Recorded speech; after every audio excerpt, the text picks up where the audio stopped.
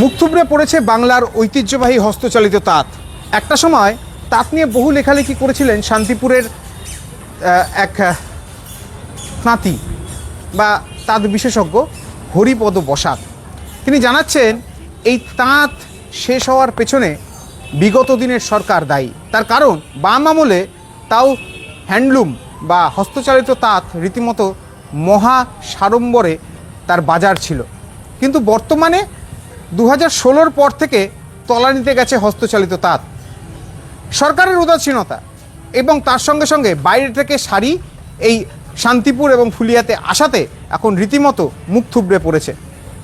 সবথেকে বড় বিষয়, একটি এনফোর্সমেন্ট ব্রাঞ্চও রয়েছে এই তাঁতের, যারা এই সমস্ত বিষয়গুলি পরিলক্ষিত করে। বিশেষ বিশেষ কিছু শাড়ি যা হ্যান্ডলুম ছাড়া তৈরি করা যাবে না, তাতে জরিমানা, জেল পর্যন্ত হতে পারে, সে নিয়েও সরব হয়নি এনফোর্সমেন্ট ব্রাঞ্চ। আর তা নিয়েও কিন্তু তিনি সরব হয়েছেন। তবে সরকার নতুন এসছে, আর সরকার যাতে এবার একটু মুখ তুলে চায় সেদিকেই তিনি তাকিয়ে রয়েছেন।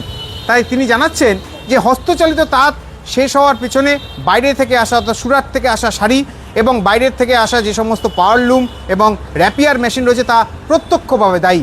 তাই আগামীতে সরকার যেন মুখ তুলে চায় এবং তার সঙ্গে সঙ্গে অর্থাৎ হস্তচালিত তাঁতের যারা তাঁতশিল্পীরা রয়েছেন তারা যাতে নতুন করে জীবন ফিরে পায়। অপরদিকে তাঁতিরা জানাচ্ছেন সরকার তাদের জন্য অনেক কিছুই বলেছিলেন, কিন্তু আদতে কিছু করেনি। বিগত দিনের সরকার রীতিমতো তাঁতিদেরকে নিয়ে ছেলে খেলা করেছে।